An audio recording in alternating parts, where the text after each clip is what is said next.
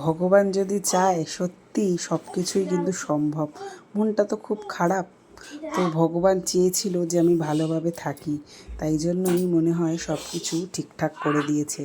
ভগবানের সব জিনিস নিজের টাকা দিয়ে একটাও কিনিনি, সব কিন্তু ভগবান নিজের জিনিস নিজেই ঠিক করে দিয়েছে। তো চলো আজকে সেই গল্পই তোমাদেরকে বলবো, আমার ঠাকুরের সব জিনিস আমি কোথা থেকে পেলাম।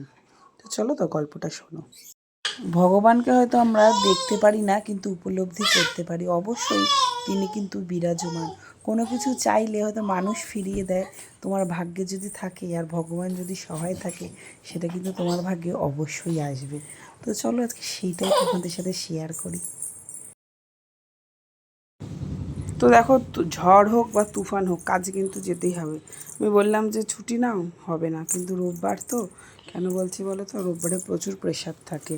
তো দেখো, আমার মেয়েকে এখন খাওয়াবো, ফ্রেশ করাবো, ঘুম পাড়িয়ে তারপর যাবো হচ্ছে পুজো দিতে। মানে আজকে 1 ঘন্টা চ্যালেঞ্জ করেছি তোমাদের সাথে। তো চলো, ঘুম থেকে উঠেই বৃষ্টি দেখতে আমার কিন্তু খুব ভালো লাগে।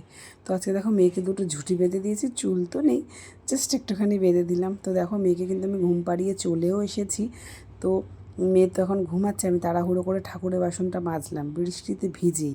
তারপরে নাইটিটা চেঞ্জ করে নিয়ে, যেহেতু পুরো ভিজে গেছে নাইটিটা, চেঞ্জ করে নিয়ে আবার পুজোটা দিয়ে নেব। তো পুজোটা দিলে মনটা শান্তি লাগে। আজকে ঠাকুরের বাসনগুলো অনেক দিন পরে মাজলাম। রোজ কিন্তু ঠাকুরের বাসন আমি মাজি না, মানে জাস্ট একটুখানি ধুয়ে নিই। তো আজকে ঠাকুরের বাসনগুলো পিতম্বরী দিয়ে মাজলাম, তো চকচক করছে। তো চলো পুজোটা দিয়ে নিই। আর ছেলে তো নেই, তোমাদেরকে আগেই বললাম, ছেলে তো গেছে হচ্ছে দাদুর বাড়ি, অনেক দিন যায় না করে, তাই গেছে হচ্ছে দাদুর বাড়ি। তো চলো, ঠাকুরকে স্নান টান করিয়ে নিয়েছি। আর কালকে যেহেতু সোমবার, জানি না উপোস করতে পারবো কি পারবো না। আমি না উপোস করলে এখন খুব খিদা পায়, কেন মেয়ে তো এখনও ব্রেস্ট মিল্ক খায়, তাই জন্য পারি না আমি উপোস করে থাকতে। উপোস করলেই পুরো গ্যাস হয়ে যায়, মাথা চোখ দিয়ে একদম ব্যথা করে।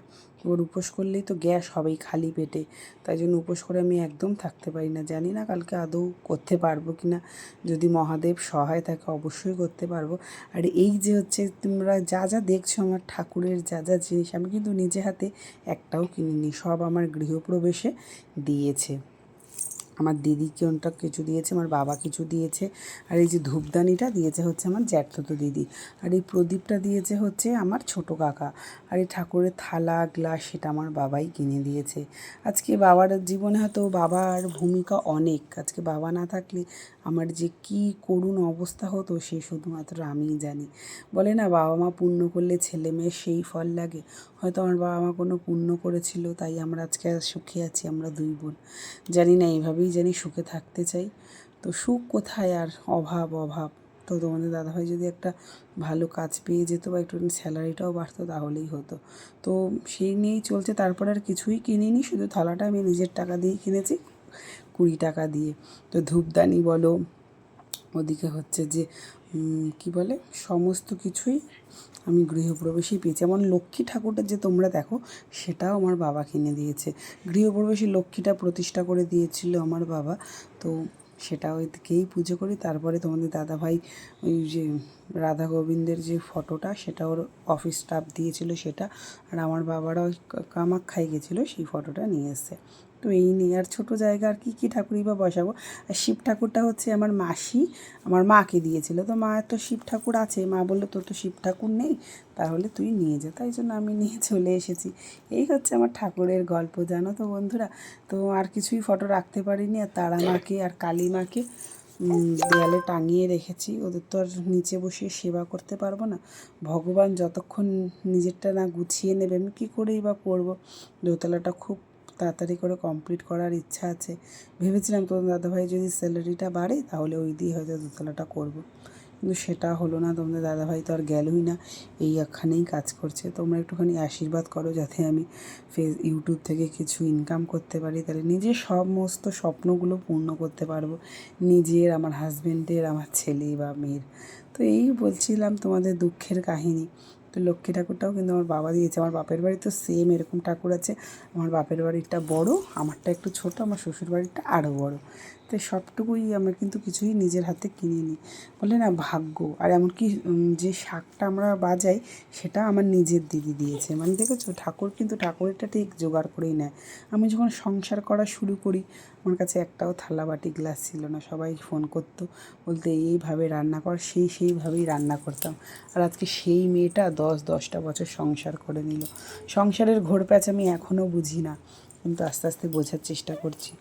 বয়স তো বেড়ে গেল, দিনটাও চলে যাচ্ছে, 2 ছেলে মেয়ের মা হয়ে গেছি। তো এখন তো আর বোকা থাকলে হবে না, বোকা থাকলেই তোমাকেই সবাই বোকা বানিয়ে চলে যাবে। যুগটা এমন পড়েছে, তাই নিজেকে চালাক হতে হবে। আমার ছেলে কিন্তু খুব বোকা, ওকে বলি তুই একটুখানি চালাক হ। জানি না আমার ছেলেটা আদৌ চালাক হবেই কি না। তো দেখো, পুজোটা দিলে মনটা ভালো হয়ে যায়। আর মাঝে মাঝে কিন্তু আমি মেয়েকেও গিয়েও দেখে আসছি, কেন মেয়ের তো কোনো ঠিক ঠিকানা নেই, কখনো উঠে হয়তো বসে থাকবে, এটাই হচ্ছে ব্যাপার। তো চলো, পুজো টুজো দেওয়া হয়ে গেছে। আর ফুলগুলো কিন্তু ওই আমাকে কাকিমাই দিয়ে গেছে।